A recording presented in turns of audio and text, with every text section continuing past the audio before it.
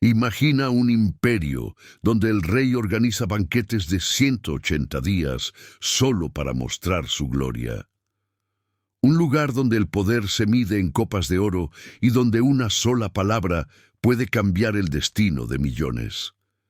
Pero entonces ocurre lo impensable. Una mujer, la reina, se niega a obedecer, y ese no, dicho en silencio pero con firmeza, hace temblar los cimientos del trono. No con ejércitos, no con espadas, sino con dignidad.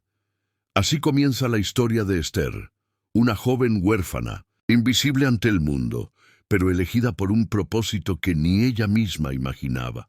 Fue llevada al palacio no por ambición, sino por designio divino, y cuando todo parecía perdido, cuando la sentencia de muerte estaba firmada, ella entendió que había llegado su hora. Ahora te pregunto, ¿alguna vez sentiste que fuiste llevado a un lugar que no elegiste, solo para descubrir que tenías un propósito allí? ¿Y si tu silencio fuese más peligroso que el riesgo de hablar? ¿Tendrías el valor de romperlo? ¿Qué parte de esta historia resuena con lo que estás viviendo hoy? Esta no es solo una historia antigua, es un espejo, un llamado y tal vez una respuesta que estabas necesitando.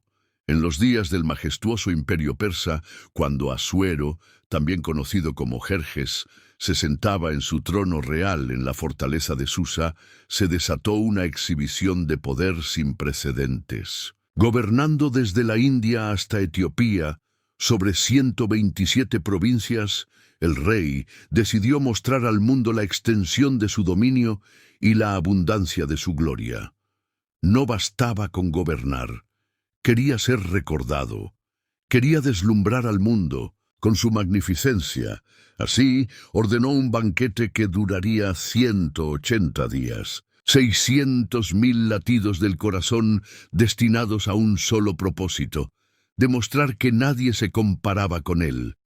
Era más que una fiesta, era una proclamación silenciosa de invencibilidad. Las paredes del palacio vibraban con el eco de risas, música y voces extranjeras que hablaban todos los idiomas del imperio. Los príncipes, nobles, altos mandos militares y hombres poderosos de cada rincón fueron convocados para presenciar una orgía de lujo. Las cámaras estaban revestidas de mármol, las columnas talladas con delicadeza indescriptible y los tejidos, de lino fino y púrpura real, ondeaban con la brisa del jardín. Nadie se atrevía a mirar directamente al trono sin sentir que el aire se volvía más denso, más dorado, más absoluto. La riqueza del rey no se medía en oro, sino en su capacidad de hacer que todos se sintieran pequeños. Y cuando ese periodo casi místico de opulencia terminó, como si aún no estuviese satisfecho con la adoración que había cosechado, el rey organizó otro banquete, esta vez de 7 días, una semana donde no solo los grandes del reino, sino también el pueblo de Susa, fueron invitados a experimentar la ilusión del paraíso terrenal. Era el corazón del poder abriéndose ante los ojos de todos. Se servía vino real en copas de oro, cada una distinta, como si cada sorbo debiera contar una historia diferente. Pero lo más impresionante no era el vino ni la música, ni siquiera el resplandor de las joyas, era el sentimiento latente de que el rey estaba jugando con el destino mismo, como un dios entre hombres.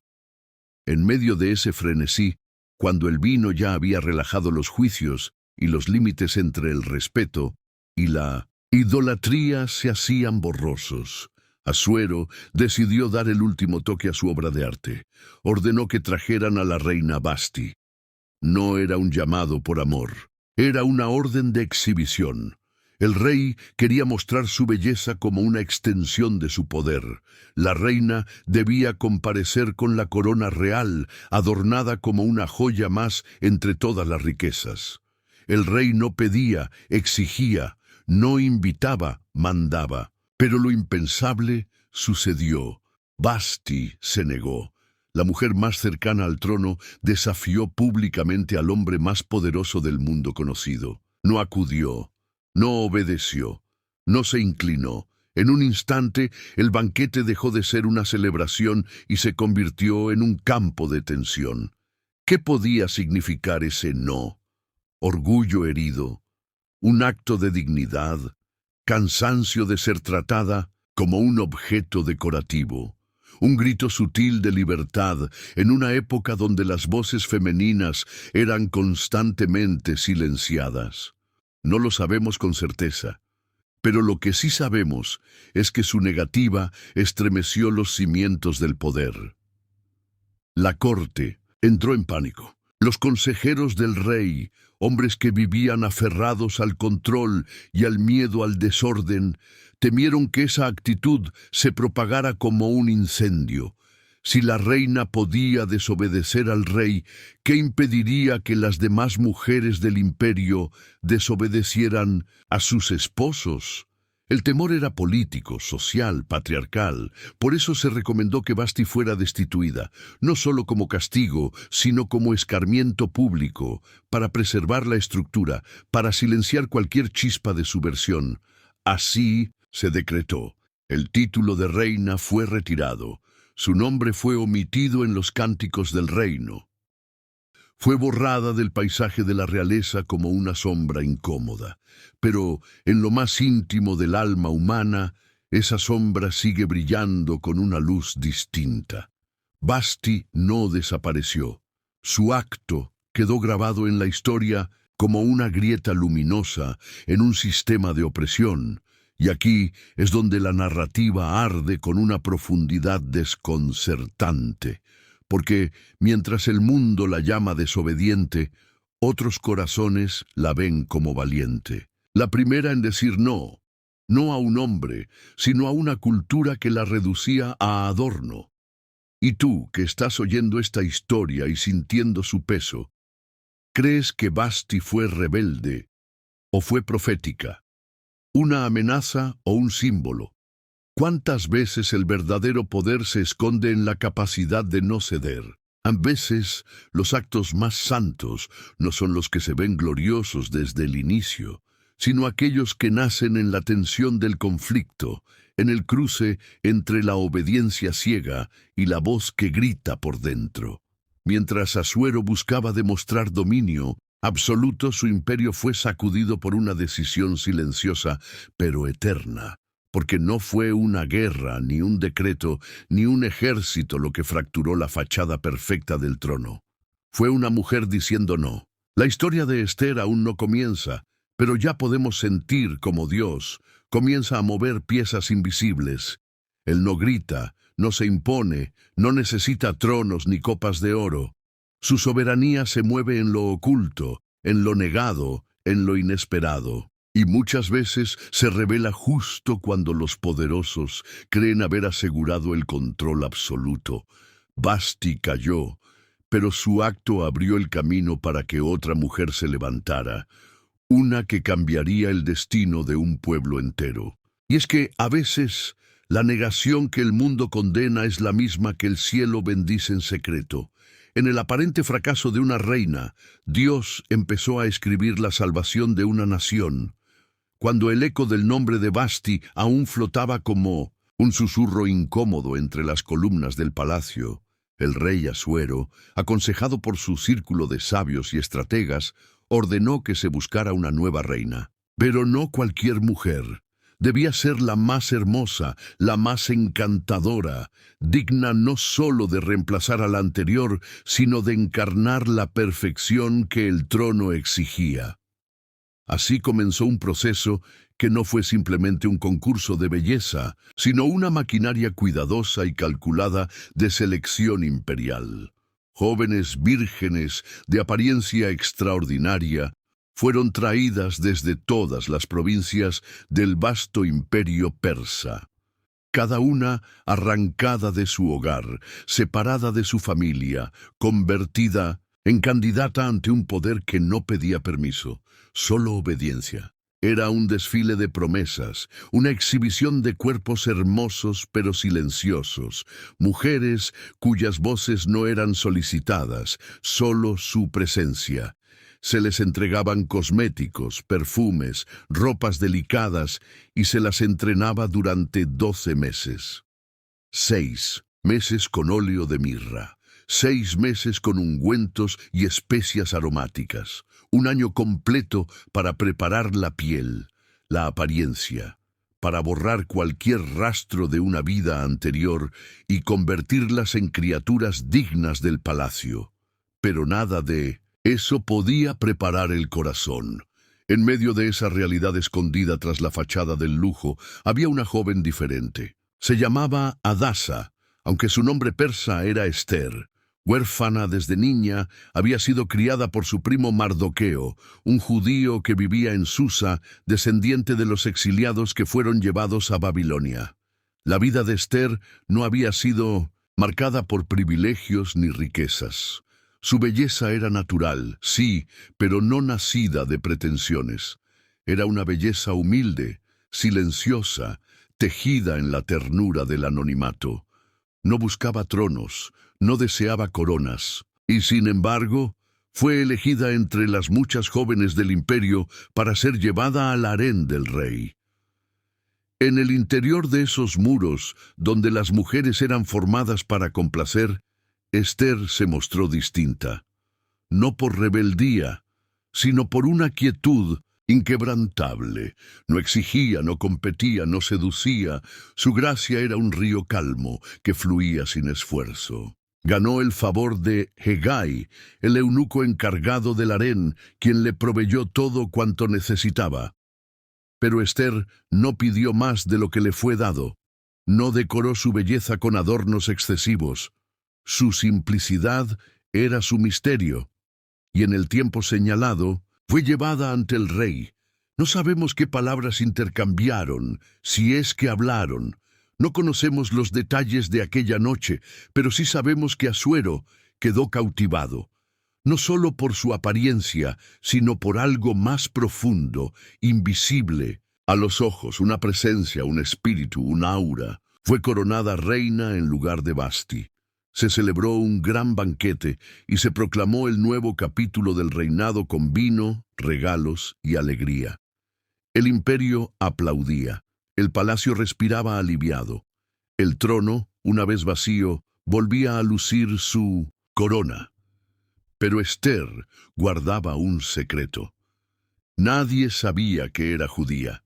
Siguiendo el consejo de Mardoqueo, no reveló su pueblo ni su linaje. Vivía entre los persas, pero su corazón aún latía con la historia de su gente.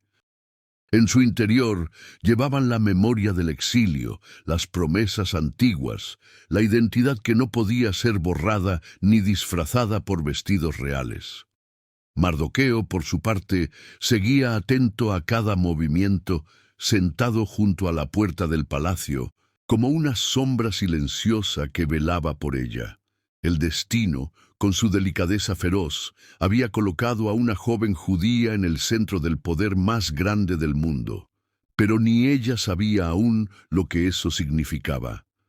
¿Cuántas veces hemos confundido una circunstancia incómoda con una simple casualidad, sin ver que detrás de cada elección divina se esconde una misión que supera nuestra comprensión? ¿Y cuántas Esther hay hoy?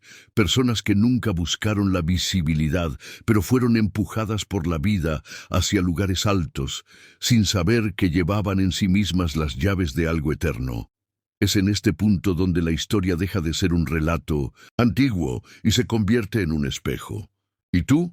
¿Alguna vez sentiste que fuiste elegido para algo que no pediste? ¿Que tu entorno, tus dones, tus heridas, te estaban llevando a una posición que no comprendías del todo? Esther no pidió ser reina, no ambicionó el cetro, pero fue puesta allí, no por accidente, no por azar, sino porque el cielo tenía un plan escondido, aún invisible a sus ojos. La belleza de Esther no era solo exterior, Era la expresión de un propósito que había sido sembrado desde antes de su nacimiento. En una cultura que medía el valor por la apariencia, su verdadera fuerza estaba en su alma. Y mientras los hombres del imperio creían estar organizando un concurso, el cielo estaba diseñando una estrategia de redención. La historia que se desenvolvía en lo secreto tenía el potencial de cambiar el destino de naciones. Pero Esther aún no lo sabía. Su llamado aún no había sido revelado. Su voz aún no había sido escuchada. Su coraje aún no había sido exigido.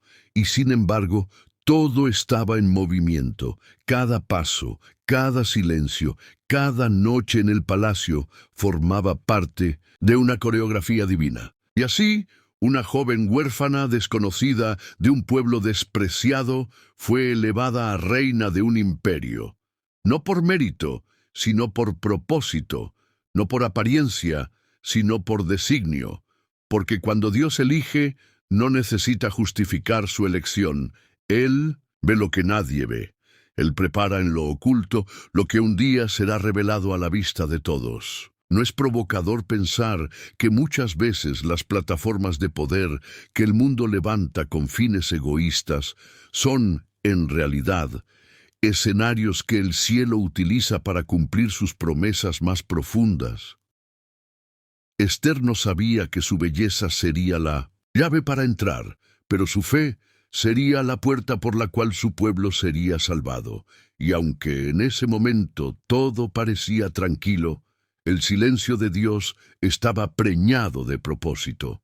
La historia aún no había mostrado su verdadero rostro, pero el cielo ya había posicionado a su reina. Mientras el tiempo deslizaba sus pasos entre las columnas de mármol del palacio de Susa, la maquinaria del poder seguía girando bajo una coreografía invisible. El harén real, ese mundo encerrado entre muros dorados y perfumados, era mucho más que un lugar de placer. Era un tablero silencioso donde los movimientos del destino se preparaban sin que nadie lo sospechara. Esther, la joven huérfana judía que había sido llevada allí como una más entre cientos, no buscaba llamar la atención. No manipulaba con palabras, no tejía estrategias para conquistar el trono. Su andar era sereno, su voz delicada, su presencia casi etérea. No competía, no luchaba, simplemente era. Y eso, precisamente eso, capturó algo más profundo en los ojos del rey Asuero. En un mundo donde la belleza era moneda, Esther poseía un resplandor que no se vendía. Su hermosura no era una fachada, sino un eco de su interior. No se adornaba con excesos, no exigía tratos especiales. Y sin embargo, cada gesto suyo parecía tener el peso de un silencio antiguo, de una verdad enterrada. Cuando finalmente fue llevada a la presencia del rey, no hubo necesidad de muchos adornos ni palabras. Bastó su mirada limpia, su dignidad sin esfuerzo, su manera de habitar el momento sin ansiedad. Asuero, acostumbrado a mujeres que se moldeaban al deseo del trono, encontró en Esther algo completamente opuesto, un alma que no se doblegaba para complacer, pero tampoco desafiaba para confrontar. Era una paz firme, una belleza tranquila, una fortaleza que no se gritaba, y fue en ese instante donde el poder esperaba impresionar que el corazón del rey se rindió, no por dominio, sino por admiración. El relato bíblico no nos ofrece detalles sobre la conversación entre ellos, ni sobre la atmósfera exacta de aquella noche. Pero lo que quedó registrado es más fuerte que cualquier palabra. Esther halló gracia ante sus ojos, más que todas las demás jóvenes. Y eso cambió en todo. Asuero la amó y colocó sobre su cabeza la corona real. La proclamó reina en lugar de Vasti. El palacio celebró. El imperio volvió a respirar bajo el símbolo de una nueva figura femenina, esta vez más misteriosa, más enigmática, más contenida. Se organizó un gran banquete en su honor, llamado el Banquete de Esther. Se decretó descanso en las provincias. Se repartieron regalos. Nadie cuestionó, nadie sospechó. Y lo más impactante, nadie sabía, porque Esther no reveló su identidad. No dijo que era judía, no mencionó su pueblo ni su linaje. Guardó silencio, no por cobardía, sino por obediencia. Había seguido el consejo de Mardoqueo, su primo, su mentor, su figura paternal. Esa decisión, aparentemente pequeña, tejió una línea invisible de protección alrededor de ella. Esther, ahora coronada reina del imperio más poderoso del mundo, vivía entre dos realidades. Por fuera llevaba corona, perfumes y vestiduras reales. Por dentro guardaba la historia de su pueblo, las costumbres de su fe y una fidelidad que no dependía de títulos ni apariencias. ¿Qué significa vivir una verdad en silencio cuando el entorno espera que adoptemos una nueva identidad? ¿Hasta qué punto el silencio puede ser una estrategia divina y no una negación de lo que somos? Esther caminaba todos los días entre columnas de oro y decisiones políticas, pero lo hacía con una raíz escondida en el Dios de Israel.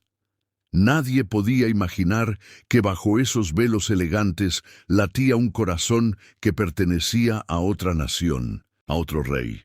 Esta dualidad no la dividía, la fortalecía, porque quien sabe quién es, aunque nadie más lo sepa, vive con un poder que no depende de reconocimientos. Y mientras tanto, el destino avanzaba. Mardoqueo, fiel a su costumbre, seguía merodeando cerca del palacio. Su vínculo con Esther era más que familiar, era espiritual. Él sabía que algo mayor estaba por venir, aunque aún no podía nombrarlo. Y no tardó en surgir una primera oportunidad donde su presencia resultó providencial. Escuchó una conspiración entre dos eunucos que planeaban asesinar al rey. Rápidamente avisó a Esther, y ella lo comunicó al rey, en nombre de Mardoqueo. Se investigó el asunto, se confirmó, y los traidores fueron colgados. El nombre de Mardoqueo fue escrito en el libro de las crónicas del rey, pero sin honores, sin recompensas. Silencio otra vez. Una especie de eco divino comenzaba a formarse entre los hilos de la historia. Silencios que protegían, silencios que postergaban la gloria, silencios que preparaban el momento exacto para la revelación. Mientras el mundo celebraba la belleza de Esther, Dios preparaba su valentía. Mientras el trono creía haber elegido a una reina por su apariencia, el cielo sabía que había colocado allí a una libertadora. Lo visible celebraba, lo invisible se gestaba. Porque todo en Esther estaba en proceso, todo era formación. Y aunque aún no lo sabía, su momento de elegir entre el silencio y la verdad, entre la seguridad y el sacrificio, se acercaba. A veces, las coronas se colocan mucho antes de que el corazón esté listo para usarlas. Pero Dios no necesita que entendamos todo desde el principio. Él solo pide que estemos en el lugar correcto, en el tiempo exacto. Y Esther estaba allí, oculta, pero posicionada, callada, pero presente, reina, pero aún no heroína. ¿No es inquietante pensar cuántas personas hoy pueden estar viviendo vidas aparentemente comunes, cuando en realidad han sido posicionadas por Dios para misiones que aún no se revelaron? ¿Y si tú fueras una de ellas? ¿Y si lo que parece pasividad fuera en realidad una preparación divina para algo que aún no ha llegado? Deja que esa pregunta repose en lo profundo, no para provocar ansiedad, sino para despertar discernimiento. Porque si Esther fue coronada sin que nadie supiera quién era realmente, ¿cuántas veces Dios nos coloca en lugares estratégicos no para mostrarnos, sino para prepararnos? La historia de Esther nos enseña que el favor no es el final, es solo el comienzo. Que ser elegido no significa que todo se revelará de inmediato, que hay gracia en el proceso, propósito en el anonimato, poder en el silencio. Y sobre todo, que Dios nunca posiciona sin intención. cada paso, cada elección, cada gesto está cargado de eternidad. Y mientras el palacio dormía satisfecho con su nueva reina, el cielo sonreía sabiendo que su verdadera obra apenas comenzaba. En los patios silenciosos del palacio de Susa, donde el mármol resplandece bajo el sol y los murmullos se arrastran como sombras, hay momentos que escapan al conocimiento de los poderosos. Aunque el rey Asuero reina con esplendor, rodeado de lujos y de una corte que le obedece sin cuestionar, hay secretos que no llegan a sus oídos. Hay amenazas que se gestan en rincones ocultos, donde la ambición se convierte en veneno. En uno de esos días en los que la rutina palaciega parecía inofensiva, Mardoqueo, judío exiliado, padre adoptivo de la reina Ester, hombre de mirada firme y espíritu vigilante, se encontraba sentado junto a la puerta del rey. No era un lugar de protagonismo, ni de gloria. Era un punto de observación, de espera, de discernimiento. Allí, aparentemente como uno más entre los servidores, Mardoqueo escuchaba, observaba, discernía. Fue entonces cuando captó palabras que no estaban destinadas a ser oídas. 2 eunucos del rey, Bigtán y Teres, guardias del umbral, tramaban en voz baja una conspiración letal, un plan cuidadosamente oculto para asesinar al rey Asuero. No conocemos sus motivos, pero su determinación era clara, y su traición avanzaba en silencio. Sin embargo, lo que ellos no sabían era que sus palabras, susurros peligrosos, habían caído en los oídos de un hombre conectado al propósito divino. Mardoqueo no ignoró lo que escuchó, no pensó en su propia seguridad, no evaluó las consecuencias. Movido por un sentido de justicia que no vacila, acudió rápidamente a Ester, la reina, su hija en el corazón, la mujer que ahora tenía acceso directo al trono, pero que aún caminaba con la discreción de quien sabe que su verdadero llamado aún no ha sido completamente revelado. Ester escuchó con atención. Ella, que conocía el corazón de Mardoqueo, no dudó en la veracidad del mensaje. Su conexión no era solo familiar, era espiritual. Era un lazo forjado en años de fidelidad, verdad y formación. Entonces, Ester hizo lo que solo ella podía hacer. Llevó la información directamente al rey. No lo hizo como una reina ambiciosa que busca favores, sino como una mujer que entiende el peso de su posición. Informó a Asuero en nombre de Mardoqueo, dándole a él el reconocimiento por la revelación. El asunto fue investigado minuciosamente. No bastaban palabras para acusar. Se examinaron los hechos, y la verdad salió a la luz. Bigtán y Teres eran culpables. La conspiración era real. La justicia fue rápida y contundente. Los dos fueron colgados en la horca. El intento de asesinato fue abortado. El rey salvó su vida, sin saber que su salvación había comenzado con un hombre sentado en la puerta, un exiliado, un judío invisible a los ojos del poder. Esta escena, aunque breve en el relato, es monumental en su significado, porque revela una verdad que a menudo olvidamos. No es necesario ocupar los lugares más altos para cumplir un propósito eterno. Mardoqueo no era consejero del rey, no, llevaba vestiduras reales. No tenía acceso a los pasillos de decisión, pero su sensibilidad, su integridad y su conexión con el cielo lo posicionaron en el lugar correcto en el momento justo. Y Ester, ya como reina, no usó su posición para su propio beneficio, sino como un canal de salvación. Aquí la historia nos susurra una verdad poderosa. Cuando la fidelidad se alinea con la oportunidad, el cielo interviene en los asuntos de los hombres.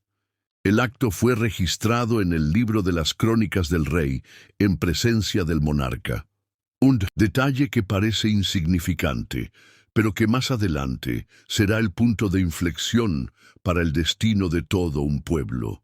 porque a veces los gestos heroicos no son recompensados de inmediato. A veces el cielo guarda silencio, pero anota.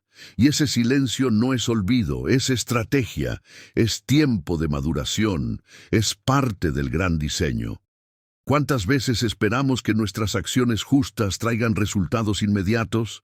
¿Y cuántas veces dudamos de nuestra misión cuando el reconocimiento no llega? Tal vez una de las preguntas más provocadoras que podemos hacernos hoy es: ¿qué harías si supieras que tu mayor acto de fidelidad no será recompensado ahora, pero tendrá un impacto eterno después?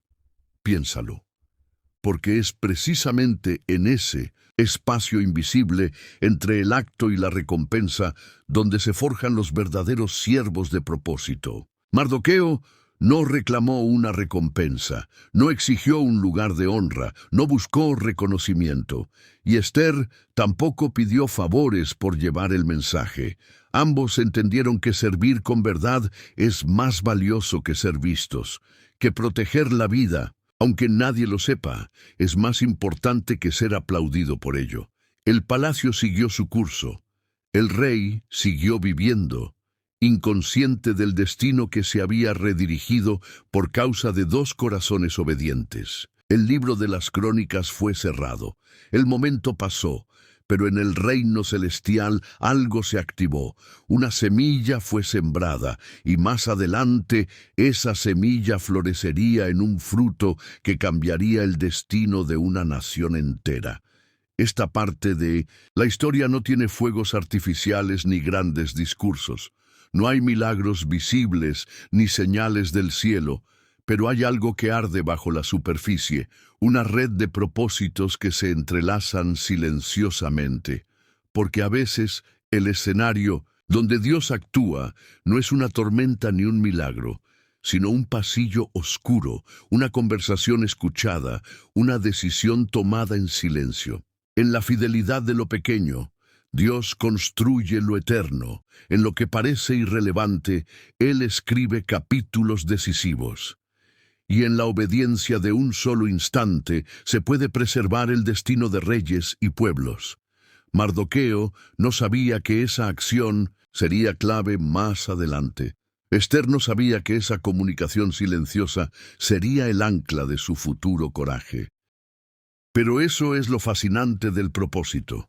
Muchas veces lo vivimos sin saber que lo estamos cumpliendo. Solo después, cuando miramos hacia atrás, vemos las huellas del plan divino que nos guió incluso cuando no entendíamos.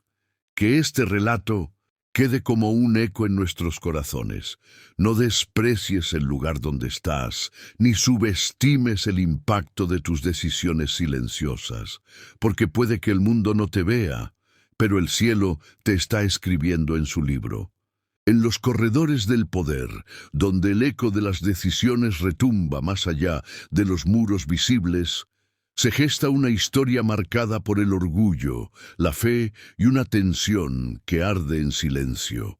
Amán, un hombre cuya ambición no conoce límites, asciende en el reino de Persia.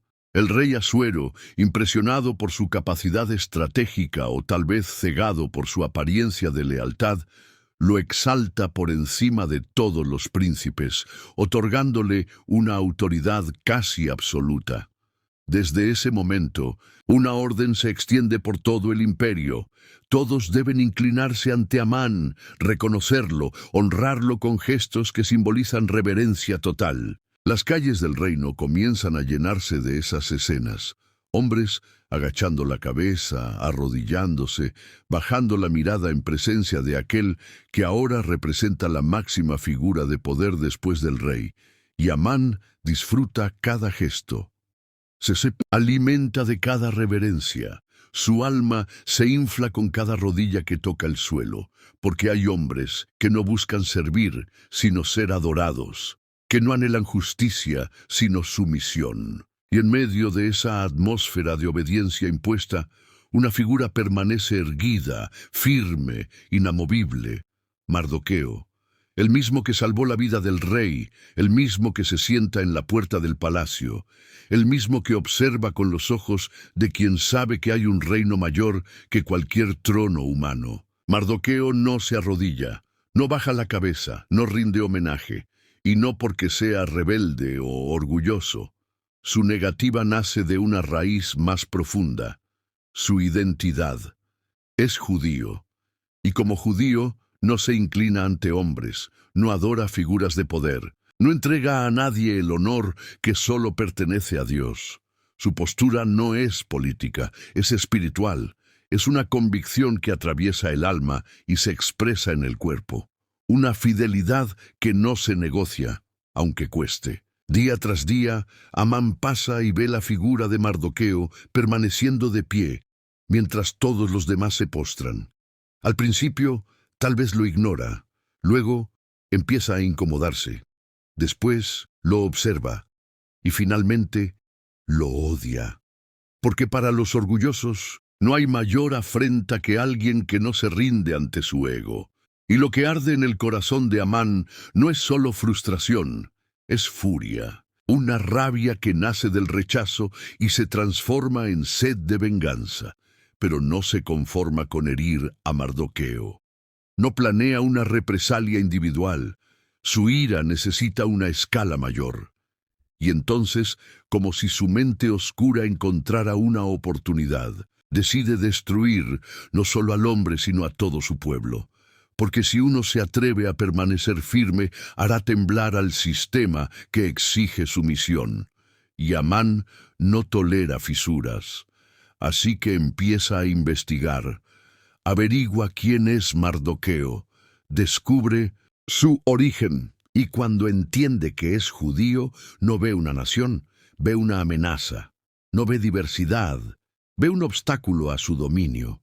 En su mente deformada por el orgullo, traza un plan que va más allá de la represalia, el exterminio de todo el pueblo judío. Un genocidio legalizado, una purga sistemática disfrazada de justicia. Y aquí, el texto bíblico comienza a vibrar con una intensidad que no se puede ignorar, porque esta no es solo una historia antigua, es un espejo de todas las veces en que la fidelidad incomodó al poder, en que la convicción fue percibida como insubordinación, en que la verdad fue tratada como amenaza. Mardoqueo, al negarse a inclinarse, activó una cadena de eventos que desnudó el corazón oscuro del sistema. Y lo más inquietante es que ni él mismo imaginaba las dimensiones de su acto. Solo fue fiel, solo permaneció de pie, pero esa fidelidad silenciosa encendió una guerra espiritual que aún no se ha revelado completamente en la narrativa. Aquí es donde el espíritu del lector se ve confrontado. ¿Qué harías tú si supieras que tu fidelidad podría desatar la furia del mundo? ¿Seguirías firme o preferirías agachar la cabeza para evitar el conflicto? La respuesta a esta pregunta no debe ser respondida con rapidez, porque esta historia nos muestra que la fidelidad tiene un costo. Mardoqueo no recibió aplausos, no fue defendido, no se libró del peligro. De hecho, su decisión colocó a todo su pueblo en la mira del exterminio. ¿Qué clase de fe se necesita para seguir firme cuando tu obediencia pone en riesgo a los que amas? Y sin embargo, esa es precisamente la clase de fe que transforma la historia. Mientras Amán comienza a envenenar el oído del rey con argumentos manipuladores, mientras maquilla su odio con políticas de unidad, mientras presenta a los judíos como una amenaza para el orden del imperio, el cielo observa en silencio. Porque aunque Amán actúe con astucia, hay un límite invisible que no podrá cruzar. Aunque parezca que tiene el favor del rey, hay un rey más alto que aún no ha hablado.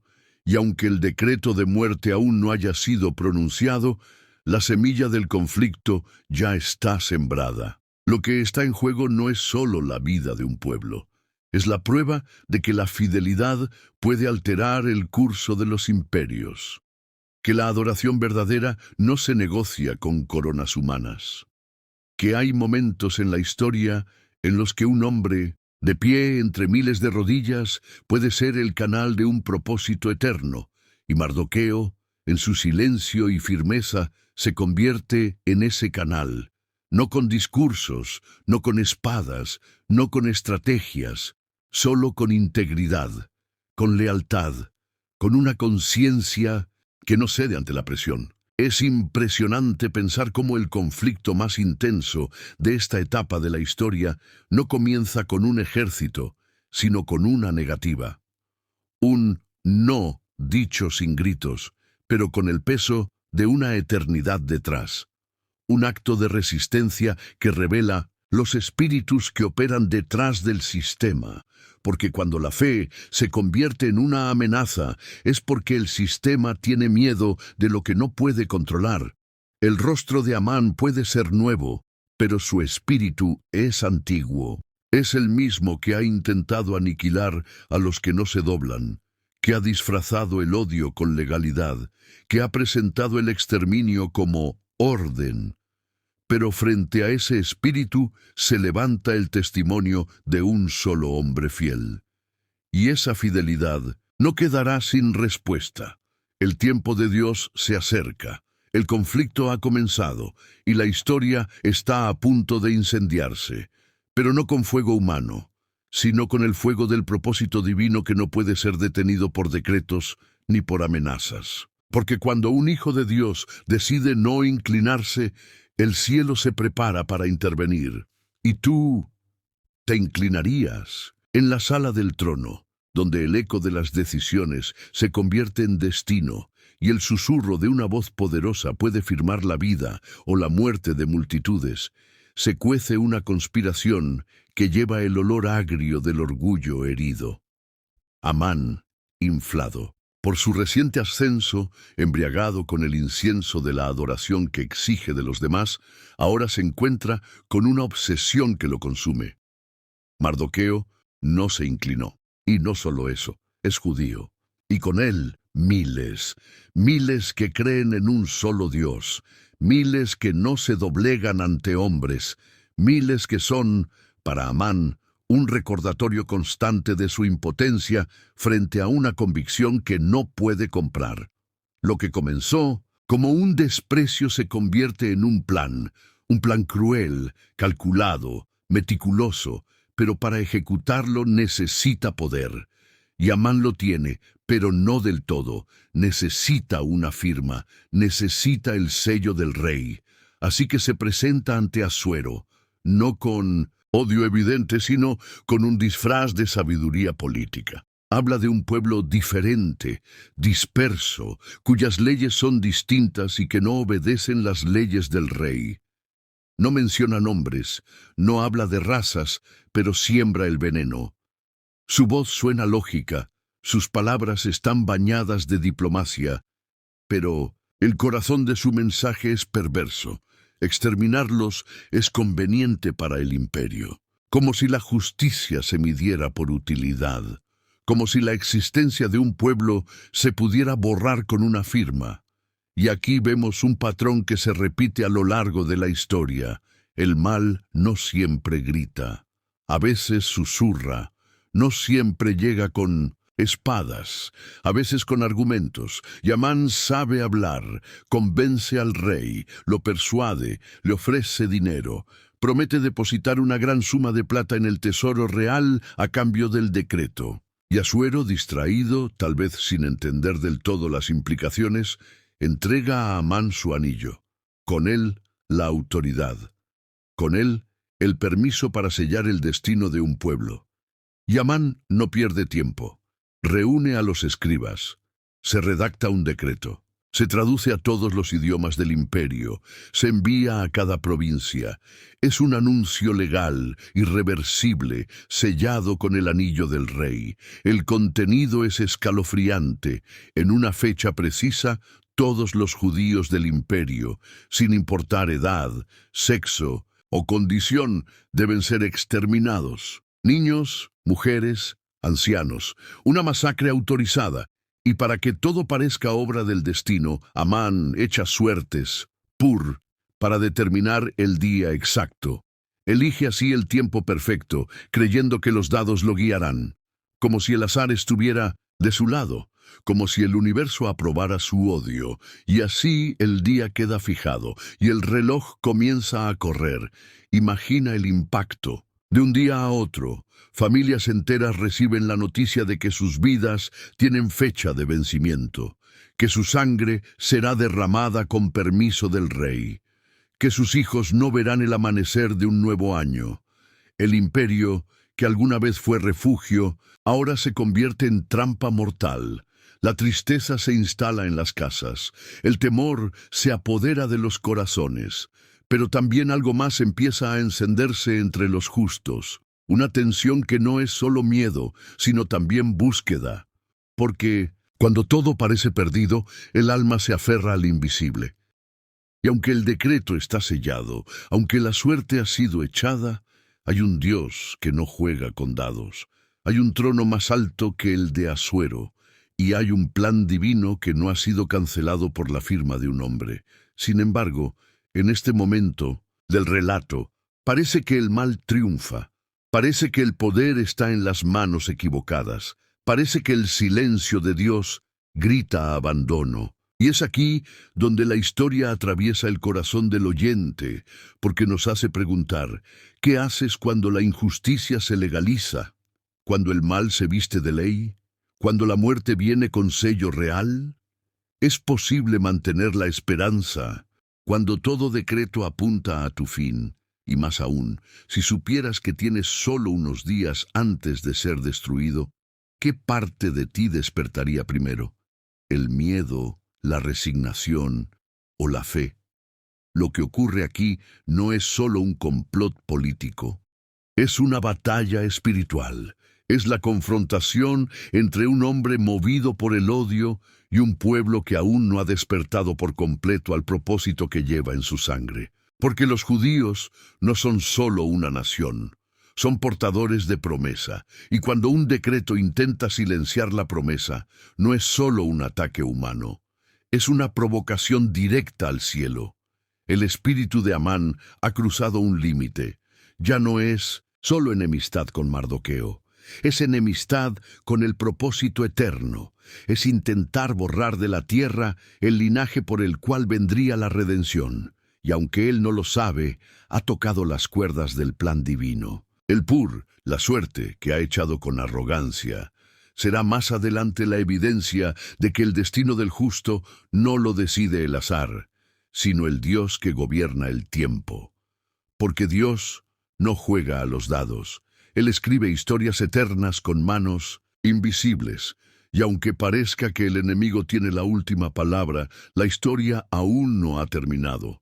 El decreto está firmado, sí, pero también está escrito en el cielo que hay una mujer en el palacio, una reina que aún no ha hablado, una hija del pueblo elegido que guarda en su interior la valentía que transformará la historia. Pero eso será más adelante. Por ahora, el decreto corre, el miedo se esparce, el dolor se instala, y en medio de esa oscuridad se gesta el clamor. Porque cuando el infierno desata su furia, el cielo afina sus instrumentos, y en los rincones de cada casa judía, mientras los ojos se llenan de lágrimas, algo comienza a nacer.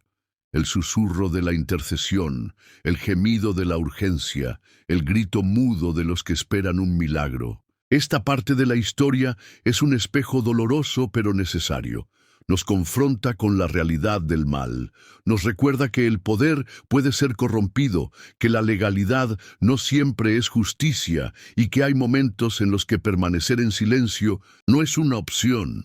Entonces, con el corazón en la mano, la pregunta inevitable es esta: ¿cuántas veces hemos callado ante un decreto injusto?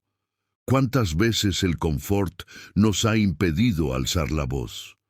Porque Esther aún no ha sido llamada. Pero hay un clamor que está a punto de llegar al cielo, y el cielo responderá en las sombras del decreto de muerte. Mientras la noticia del exterminio se esparce como un fuego cruel que devora la esperanza del pueblo judío, en algún rincón del palacio real, una mujer se ve obligada a mirar más allá de sus privilegios, más allá de su corona, más allá de su comodidad. Esther, la joven que un día fue una huérfana criada por su primo Mardoqueo y que ahora lleva sobre su cabeza la diadema de reina, se enfrenta al peso invisible de una decisión que no solo podría cambiar el curso de su vida, sino también el de toda su nación. Las noticias llegan hasta ella como un susurro urgente. Mardoqueo, vestido de luto, rasgado en vestiduras, clamando desde las puertas del palacio, no puede entrar, pero su mensaje atraviesa los muros.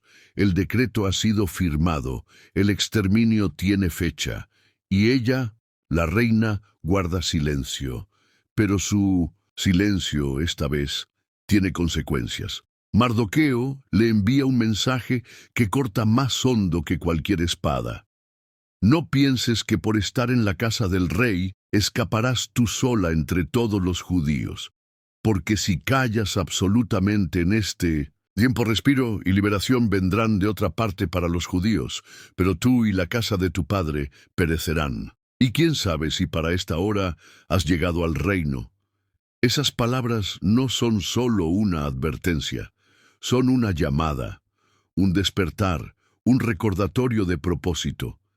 Y si toda su historia, el dolor de su infancia, la gracia de su elección, el favor del rey, no fue casualidad, sino parte de un plan divino para este preciso momento. Y si el lugar que ahora ocupa no es un refugio, sino un campo de batalla, Esther tiembla. No es fácil, no es romántico, no es un acto heroico de película, es real.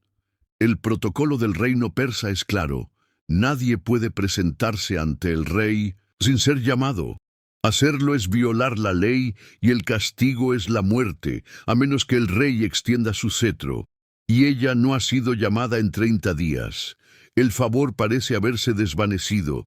El riesgo es absoluto.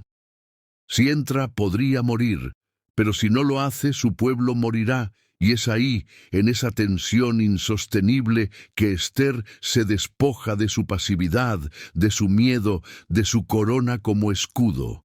Toma una decisión radical, un acto de fe que atraviesa la lógica humana.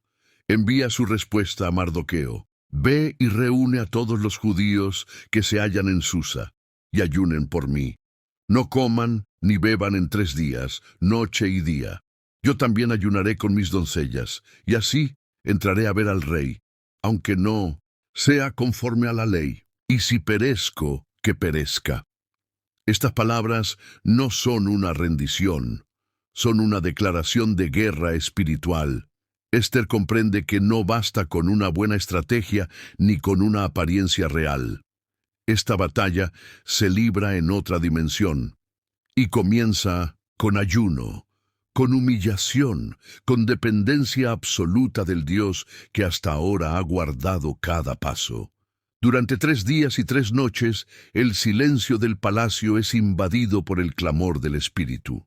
No hay banquetes, no hay perfumes, no hay maquillaje real, solo lágrimas, solo oración, solo un corazón quebrantado que se prepara para un encuentro que podría ser el último. ¿Puedes imaginar la escena? Esther frente al espejo, despojándose de adornos, temblando pero decidida, caminando por los pasillos fríos hacia una sala donde el trono del rey la espera. Cada paso es una victoria sobre el miedo, cada latido es un acto de resistencia contra la muerte. No hay garantía, no hay certezas, solo una fe que arde como fuego en el pecho. Ella entra, no fue llamada. Los guardias se tensan, el rey la ve, y en ese instante el universo parece contener el aliento. El destino de un pueblo se concentra en la mirada de un hombre, y entonces el rey extiende el cetro. Extiende el cetro, no porque Esther sea hermosa, no porque haya cumplido el protocolo, sino porque hay un Dios que mueve corazones, que inclina la voluntad de los poderosos, que responde al clamor de su pueblo. En un segundo, la muerte se convierte en oportunidad, el juicio se transforma en apertura. y la historia comienza a cambiar. Pero aún no ha terminado, porque aunque el cetro ha sido extendido, el decreto de muerte sigue vigente.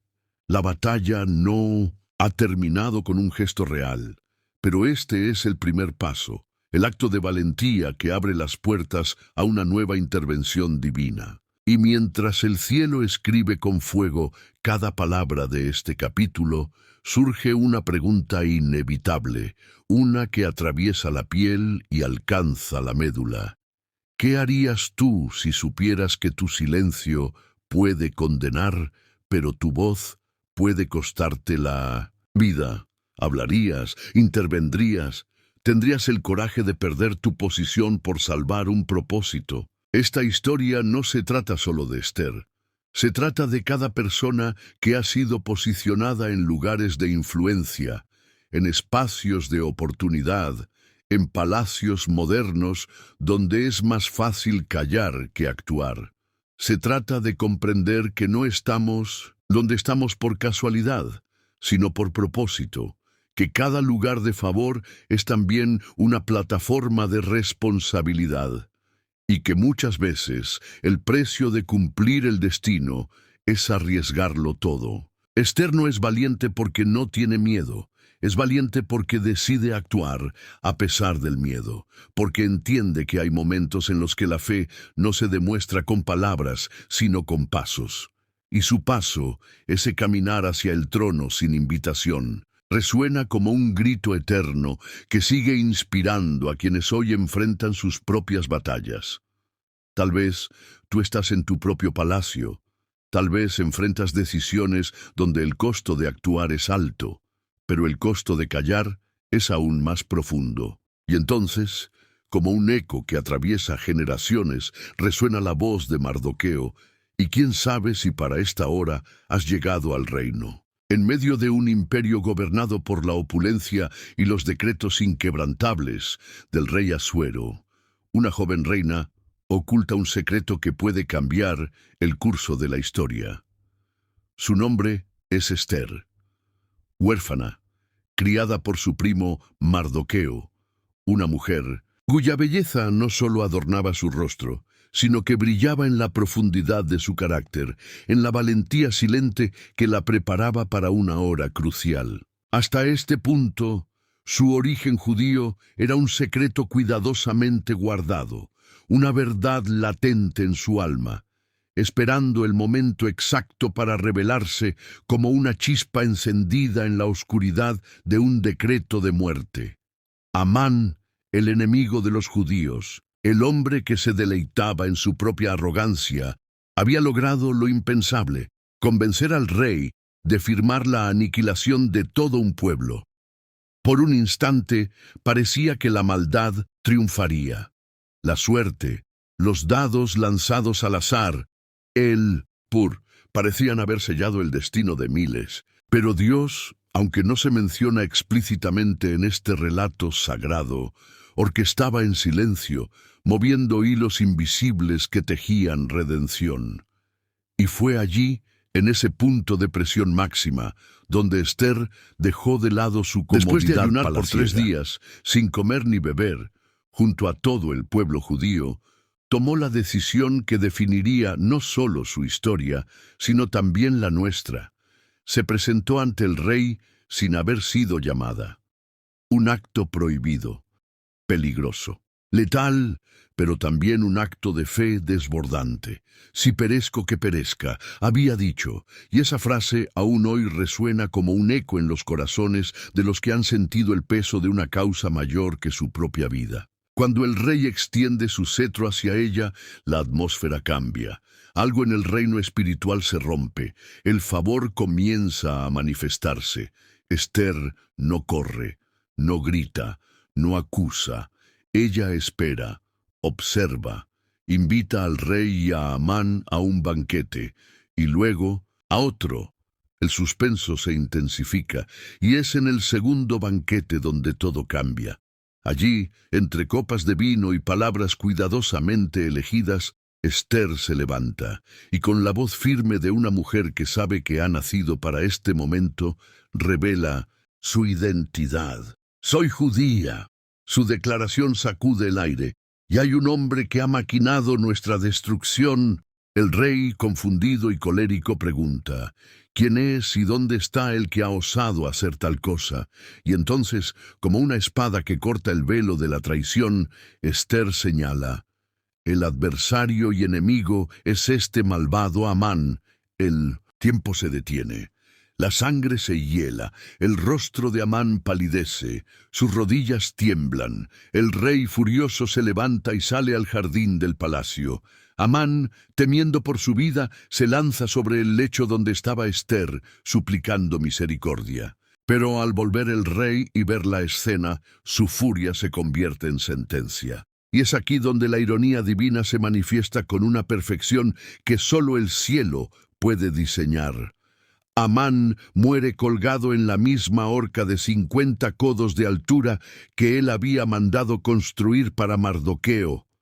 ¡Qué giro magistral! Lo que el enemigo había preparado para destruir al justo se convierte en su propio fin. Lo que parecía una victoria del mal se transforma en una escena de justicia poética. ¿Alguna vez has visto a alguien ser alcanzado por la misma trampa que preparó para otro? ¿Será que muchas veces la justicia divina actúa justo cuando ya no esperamos nada? Déjame tu opinión en los comentarios. Quiero saber cómo percibes este tipo de giros que la vida y Dios a veces permite. Pero volvamos al palacio de Susa. No era solo Amán quien estaba condenado, era todo un pueblo. Aunque el verdugo cayó, el edicto aún permanecía. Las leyes de Persia y Media no podían ser revocadas. ¿Y ahora qué? ¿Qué se hace cuando el peligro ya fue diagnosticado pero no extirpado? Ester vuelve al rey. Esta vez no para salvarse a sí misma, sino a su gente. Llora, suplica, ruega por la vida de los suyos, y nuevamente el rey la escucha. Autoriza a Mardoqueo a escribir otro decreto. Los judíos podían ahora defenderse, organizarse, prepararse para el día señalado para su exterminio. Y así el miedo cambió de bando. La desesperanza dio paso al valor. Donde antes había silencio, ahora había trompetas. Donde había ceniza, ahora había gozo. Los judíos celebraron, se fortalecieron, y el día que debía marcar su fin se convirtió en día de victoria. Así nace la fiesta de Purim, una celebración que hasta hoy recuerda cómo la mano invisible de Dios protege, redime y exalta. Ester, aquella joven judía huérfana transformada en reina, se convirtió en el instrumento divino para preservar la línea de promesa que siglos después daría a luz al Salvador del mundo. Su valentía, su fe, su discernimiento y su capacidad de actuar en el tiempo perfecto nos desafían aún hoy a reconocer que ningún lugar de honra es casual, que cada posición de influencia que recibimos tiene un propósito eterno, que cada silencio debe ser quebrado cuando la verdad y la justicia están en juego. Y mientras la historia de Ester sigue hablándonos desde las páginas de un libro antiguo, su voz también resuena hoy en cada mujer que decide levantarse, en cada persona que elige la verdad, en cada uno que se atreve a revelarse tal como es, aún en medio del peligro, porque ha comprendido que su identidad no es una carga, sino un llamado, que su historia no es un error, sino una misión, que su vida no es casualidad, sino destino. ¿Y tú has descubierto ya para qué momento naciste tú? Cuando todo parecía perdido, cuando la sentencia de muerte colgaba sobre la cabeza de cada judío en el vasto imperio persa, algo imposible sucedió. El decreto del rey Asuero, firmado bajo la influencia del perverso Amán, no podía ser revocado según las leyes de Persia y Media. Y sin embargo, Ester no se rindió. Mardoqueo no se doblegó. Y el cielo, que había estado en aparente silencio, comenzó a hablar con actos poderosos. El enemigo había sido expuesto, juzgado y ejecutado, pero la amenaza aún latía en cada rincón del reino. Entonces, Ester, Una vez más, se postró delante del rey, no por miedo, no por ego, sino por amor, amor por su pueblo, amor por la justicia, amor por el propósito que ahora ardía como fuego en su interior. El rey, tocado por su súplica y por la verdad revelada, extiende su cetro por segunda vez y permite que Mardoqueo redacte un nuevo decreto. Los judíos podían organizarse, defenderse y luchar por sus vidas el día en que habían sido marcados para morir. Esta decisión no solo fue legalmente revolucionaria, fue espiritualmente explosiva. Lo que había sido decretado como día de exterminio ahora sería un día de resistencia. El temor cambió de dirección. Los mismos que planeaban matar comenzaron a temer. La sombra de la justicia cayó sobre ellos. Los judíos no estaban solos. Se prepararon, se armaron, se unieron. El sonido de la estrategia reemplazó el llanto.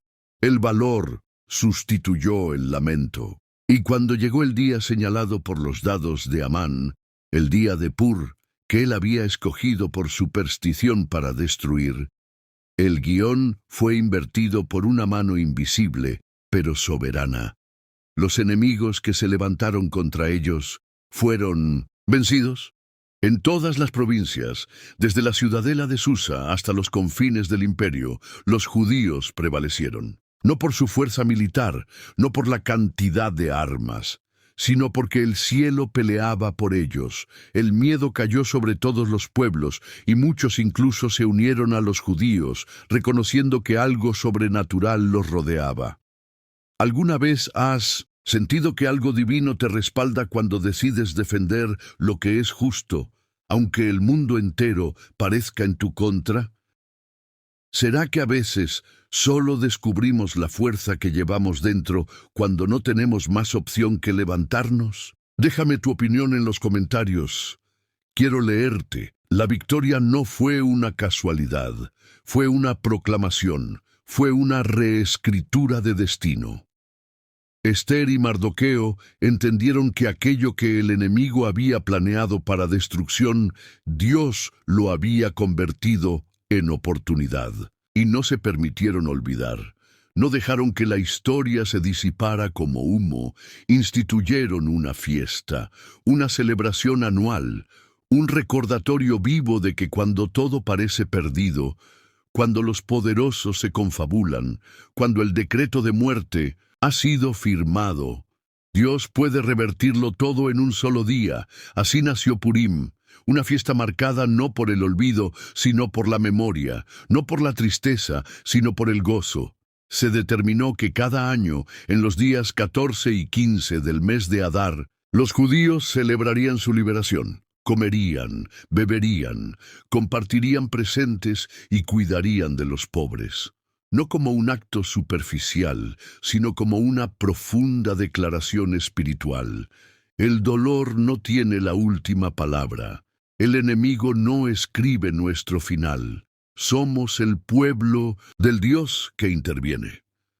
Lo más hermoso es cómo este acto de defensa no se convirtió en venganza, sino en testimonio.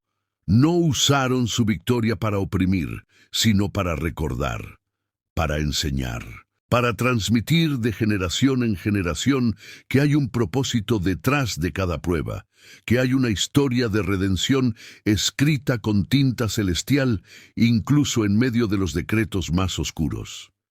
Mardoqueo fue exaltado. Ester siguió siendo reina, pero lo más importante es que el pueblo volvió a respirar, a caminar con la frente en alto, a creer, a confiar.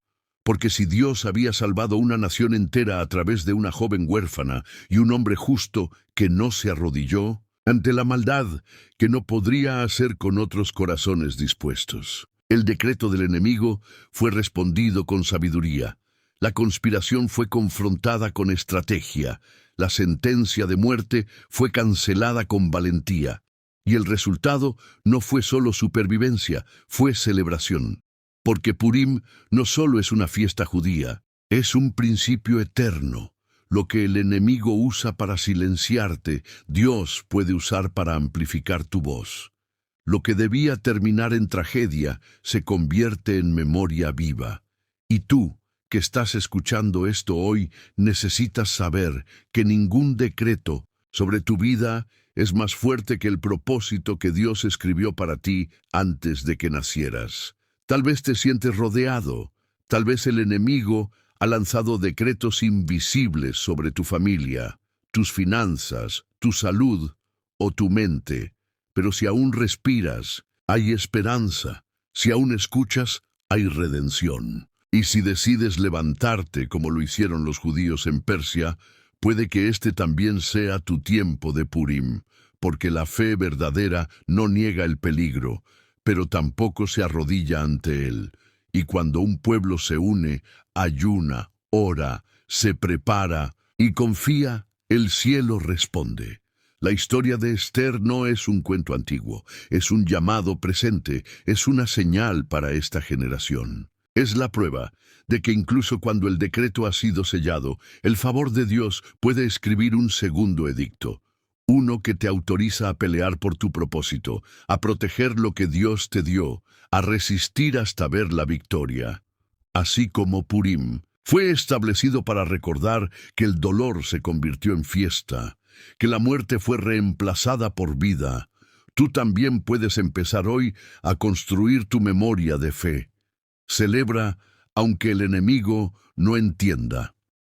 Canta aunque las circunstancias no cambien de inmediato.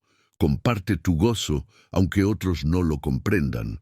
Porque cuando celebras la victoria de Dios antes de verla plenamente, estás mostrando al mundo que tu confianza no está en las probabilidades, sino en las promesas. Y esas promesas, como las de Esther, siguen cumpliéndose año tras año, vida tras vida, hasta que el mundo entienda que no hay decreto humano que pueda anular la voluntad divina. Gracias por haber llegado hasta aquí y haber compartido este momento profundo con nosotros. Si este mensaje tocó tu corazón, si te confrontó, si te llevó a reflexionar, no lo guardes solo para ti. Déjalo arder también en los comentarios.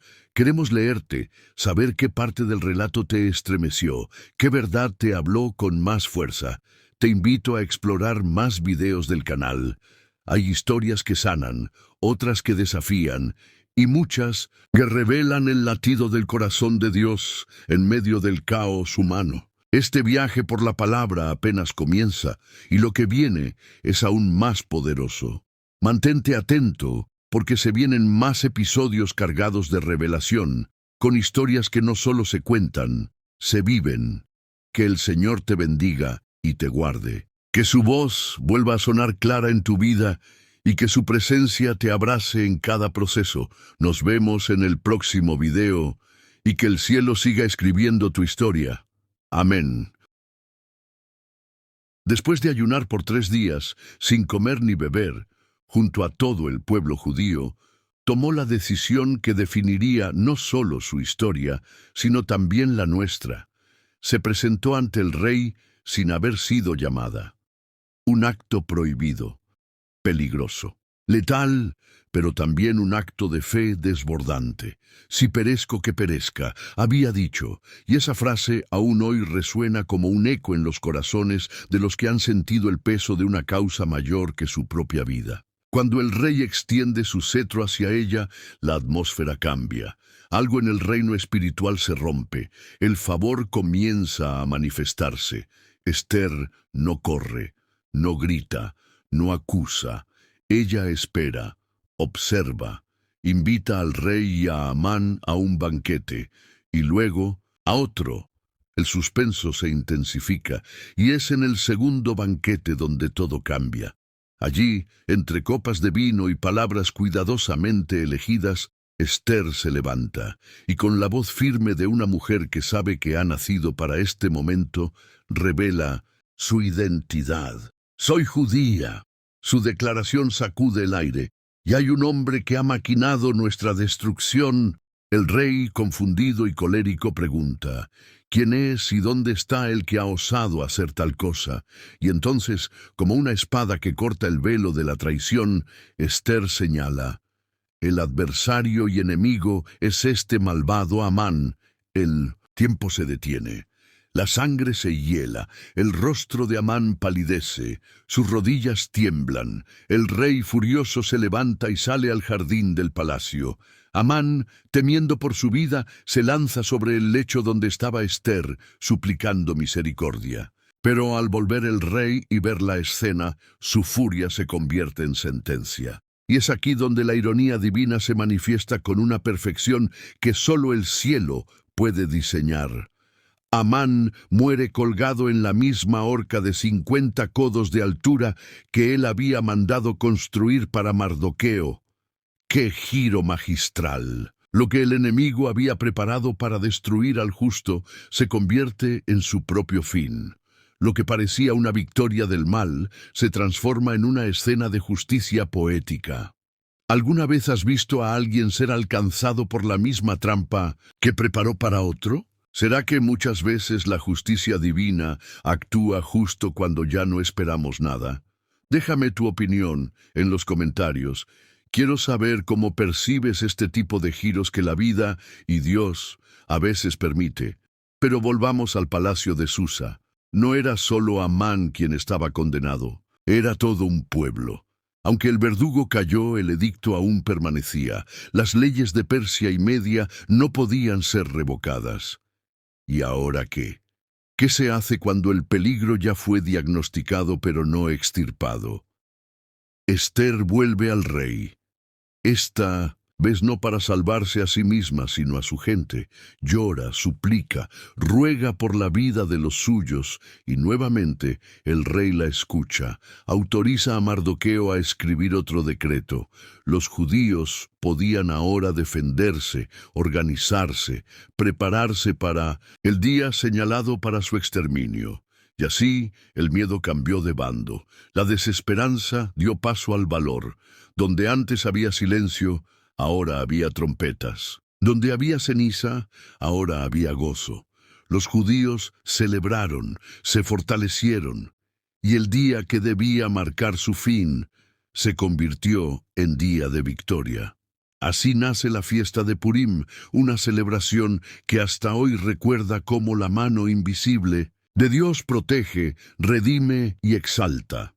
Ester, aquella joven judía huérfana transformada en reina, se convirtió en el instrumento divino para preservar la línea de promesa que siglos después daría a luz al Salvador del mundo. Su valentía, su fe, su discernimiento y su capacidad de actuar en el tiempo perfecto nos desafían aún hoy a reconocer que ningún lugar de honra es casual, que cada posición de influencia que recibimos tiene un propósito eterno, que cada silencio debe ser quebrado cuando la verdad y la justicia están en juego. Y mientras la historia de Ester sigue hablándonos desde las páginas de un libro antiguo, su voz también resuena hoy en cada mujer que decide levantarse, en cada persona que elige la verdad, en cada uno que se atreve a revelarse tal como es, aún en medio del peligro, porque ha comprendido que su identidad no es una carga, sino un llamado, que su historia no es un error, sino una misión, que su vida no es casualidad, sino destino. ¿Y tú has descubierto ya para qué momento naciste tú? Cuando todo parecía perdido, cuando la sentencia de muerte colgaba sobre la cabeza de cada judío en el vasto imperio persa, algo imposible sucedió. El decreto del rey Asuero, firmado bajo la influencia del perverso Amán, no podía ser revocado según las leyes de Persia y Media. Y sin embargo, Ester no se rindió. Mardoqueo no se doblegó. Y el cielo, que había estado en aparente silencio, comenzó a hablar con actos poderosos. El enemigo había sido expuesto, juzgado y ejecutado, pero la amenaza aún latía en cada rincón del reino. Entonces, Ester, una vez más, se postró delante del rey, no por miedo, no por ego, sino por amor, amor por su pueblo, amor por la justicia, amor por el propósito que ahora ardía como fuego en su interior. El rey, tocado por su súplica y por la verdad revelada, extiende su cetro por segunda vez, y permite que Mardoqueo redacte un nuevo decreto. Los judíos podían organizarse, defenderse y luchar por sus vidas el día en que habían sido marcados para morir. Esta decisión no solo fue legalmente revolucionaria, fue espiritualmente explosiva. Lo que había sido decretado como día de exterminio ahora sería un día de resistencia. El temor cambió de dirección. Los mismos que planeaban matar comenzaron a temer. La sombra de la justicia cayó sobre ellos. Los judíos no estaban solos. Se prepararon, se armaron, se unieron. El sonido de la estrategia reemplazó el llanto. El valor sustituyó el lamento. Y cuando llegó el día señalado por los dados de Amán, el día de Pur, que él había escogido por superstición para destruir, el guión fue invertido por una mano invisible, pero soberana. Los enemigos que se levantaron contra ellos fueron vencidos.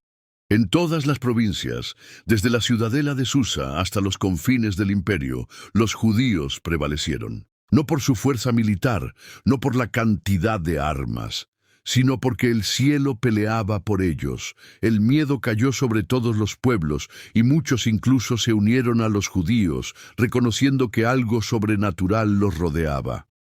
¿Alguna vez has sentido que algo divino te respalda cuando decides defender lo que es justo, aunque el mundo entero parezca en tu contra? ¿Será que a veces solo descubrimos la fuerza que llevamos dentro cuando no tenemos más opción que levantarnos? Déjame tu opinión en los comentarios. Quiero leerte. La victoria no fue una casualidad, fue una proclamación, fue una reescritura de destino. Ester y Mardoqueo entendieron que aquello que el enemigo había planeado para destrucción, Dios lo había convertido en oportunidad. Y no se permitieron olvidar. No dejaron que la historia se disipara como humo. Instituyeron una fiesta, una celebración anual, un recordatorio vivo de que cuando todo parece perdido, cuando los poderosos se confabulan, cuando el decreto de muerte ha sido firmado, Dios puede revertirlo todo en un solo día. Así nació Purim, una fiesta marcada no por el olvido, sino por la memoria, no por la tristeza, sino por el gozo. Se determinó que cada año, en los días 14 y 15 del mes de Adar, los judíos celebrarían su liberación. Comerían, beberían, compartirían presentes y cuidarían de los pobres. No como un acto superficial, sino como una profunda declaración espiritual. El dolor no tiene la última palabra. El enemigo no escribe nuestro final. Somos el pueblo del Dios que interviene. Lo más hermoso es cómo este acto de defensa no se convirtió en venganza, sino en testimonio. No usaron su victoria para oprimir, sino para recordar, para enseñar, para transmitir de generación en generación que hay un propósito detrás de cada prueba, que hay una historia de redención escrita con tinta celestial, incluso en medio de los decretos más oscuros. Mardoqueo fue exaltado. Ester siguió siendo reina, pero lo más importante es que el pueblo volvió a respirar, a caminar con la frente en alto, a creer, a confiar. Porque si Dios había salvado una nación entera a través de una joven huérfana y un hombre justo que no se arrodilló ante la maldad que no podría hacer con otros corazones dispuestos. El decreto del enemigo fue respondido con sabiduría. La conspiración fue confrontada con estrategia. La sentencia de muerte fue cancelada con valentía. Y el resultado no fue solo supervivencia, fue celebración. Porque Purim no solo es una fiesta judía, es un principio eterno. Lo que el enemigo usa para silenciarte, Dios puede usar para amplificar tu voz. Lo que debía terminar en tragedia se convierte en memoria viva. Y tú, que estás escuchando esto hoy, necesitas saber que ningún decreto sobre tu vida es más fuerte que el propósito que Dios escribió para ti antes de que nacieras. Tal vez te sientes rodeado, Tal vez el enemigo ha lanzado decretos invisibles sobre tu familia, tus finanzas, tu salud o tu mente. Pero si aún respiras, hay esperanza. Si aún escuchas, hay redención. Y si decides levantarte como lo hicieron los judíos en Persia, puede que este también sea tu tiempo de Purim, porque la fe verdadera no niega el peligro, pero tampoco se arrodilla ante él. Y cuando un pueblo se une, ayuna, ora, se prepara y confía, el cielo responde. La historia de Esther no es un cuento antiguo, es un llamado presente, es una señal para esta generación. Es la prueba de que incluso cuando el decreto ha sido sellado, el favor de Dios puede escribir un segundo edicto. Uno que te autoriza a pelear por tu propósito, a proteger lo que Dios te dio, a resistir hasta ver la victoria. Así como Purim fue establecido para recordar que el dolor se convirtió en fiesta, que la muerte fue reemplazada por vida, tú también puedes empezar hoy a construir tu memoria de fe. Celebra aunque el enemigo no entienda. Canta aunque las circunstancias no cambien de inmediato. Comparte tu gozo aunque otros no lo comprendan. Porque cuando celebras la victoria de Dios antes de verla plenamente, estás mostrando al mundo que tu confianza no está en las probabilidades, sino en las promesas. Y esas promesas, como las de Esther, siguen cumpliéndose año tras año, vida tras vida, hasta que el mundo entienda que no hay decreto humano que pueda anular la voluntad divina. Gracias por haber llegado hasta aquí y haber compartido este momento profundo con nosotros. Si este mensaje tocó tu corazón, si te confrontó, si te llevó a reflexionar, no lo guardes solo para ti. Déjalo arder también en los comentarios. Queremos leerte, saber qué parte del relato te estremeció, qué verdad te habló con más fuerza. Te invito a explorar más videos del canal. Hay historias que sanan, otras que desafían, y muchas que revelan el latido del corazón de Dios en medio del caos humano. Este viaje por la palabra apenas comienza, y lo que viene es aún más poderoso. Mantente atento, porque se vienen más episodios cargados de revelación, con historias que no solo se cuentan, se viven. Que el Señor te bendiga y te guarde. Que su voz vuelva a sonar clara en tu vida y que su presencia te abrace en cada proceso. Nos vemos en el próximo video y que el cielo siga escribiendo tu historia. Amén.